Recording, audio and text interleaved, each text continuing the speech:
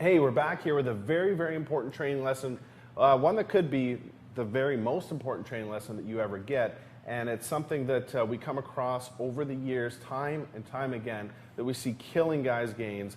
And to set this up properly, we want you to think about something for a second, because every time that you go to the gym, I guarantee you, if it's not today, tomorrow, maybe a week from now, or maybe a week in the past, you've come across more than one guy that lifts a lot of weight, that looks very, very strong because of the amount of weight that he's lifting, but yet his gains do not show it. His gains are not indicative of the amount of weight that he's lifting. There might be a very, very different looking guy that has a lot more muscle on him, standing right beside him, that's lifting a lot less weight. And we want to expose why that is for you today and give you the choice as to whether or not you want to be the guy that has the muscle or the guy that has the strength. Okay, they're two different things. They're not 100% related. Okay, and we'll explain why. And I think you'll have a lot better understanding about how to train for muscle and how to train for strength. I'm going to pass it on to Aaron here to explain a few concepts to you. So basically, when you're in the gym and your goal is to actually pack on a lot of size, you want to stimulate the muscle. So that means you want to be explosive, keep tension on the muscle the entire time, control the negative, all the important key things that are going to break down the muscle fibers and trigger muscular growth. So the problem is all these guys just lifting heavy weight, they're using momentum to actually move this weight. You need to let your muscles do all the work, not momentum. So you've seen these guys, they're slugging around, twice as much weight as anybody else, but they're just swinging. They're bouncing the weight, doing things like this, just to train their ego rather than their muscles.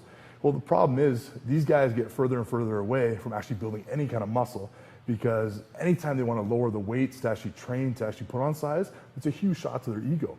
So the thing is to start off now. And if your goal is to pack on size, take a step back and watch out for any of the key indicators that are going to show that you're training with momentum rather than using your muscles.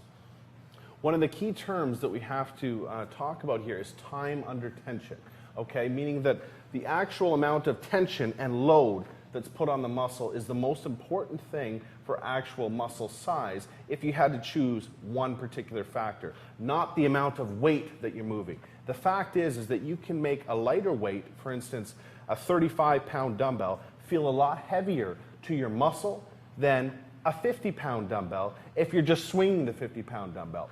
Your muscle doesn't know the number that's on the dumbbell. Your muscle only knows the stress that it's under. So there are a lot of tips that we can go over with you here that is going to help you choose the correct weight and help you understand that you're working the muscle properly to trigger growth, okay? Just as Kyle said, you want to make sure that your first indication is that you're engaging the muscle first to make sure it's firing properly, and that the main focus is all on that muscle. So in regards to what muscle you're doing, make sure that's the one that's the focus and you're engaging it first.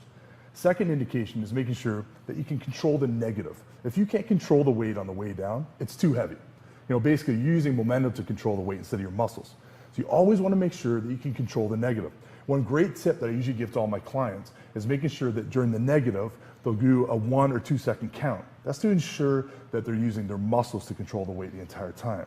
So the third indication that you're working the targeted muscle group properly and that you've engaged it from the start, that you've chosen the right weight, is after your set, you need to evaluate the all-revered muscle pump, okay?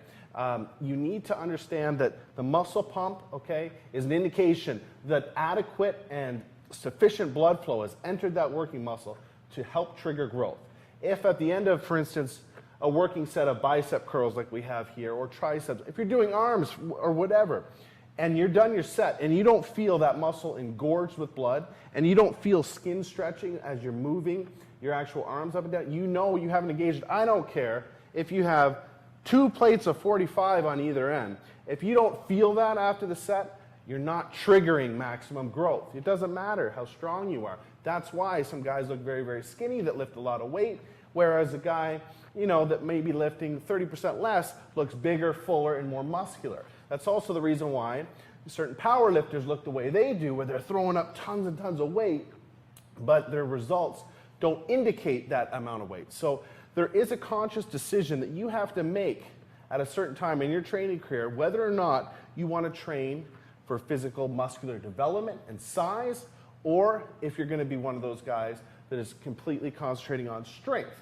There is a combination in there, and yes, muscle size does help with strength, but they're not 100% related. So you do have to be conscious of that, and you do kind of have to make that decision for yourself if your overall look and your overall size is more important than the number on the barbell. If it is, then these are tips that are really, really going to help you get to that goal that you're after. So as an example, Kyle's going to be doing barbell curls here. Now, his goal here is to put on size, so he's going to be choosing a weight that's going to put the maximal load and force those muscles to grow with appropriate stimulation on the muscle.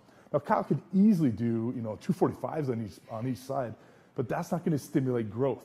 He's choosing a weight that's going to put the maximal load, and you can see him here applying all the 3 tips that we just gave you. Awesome. I hope you apply these 3 tips, and I hope these 3 tips are very, very useful for you, because you have to use them if, in fact, you want to reach your maximal physical development goals. If you so choose that strength is the most important thing, that's cool too. But at least now you have the choice and you know exactly how to go after what you want. Cool? Hope that helped.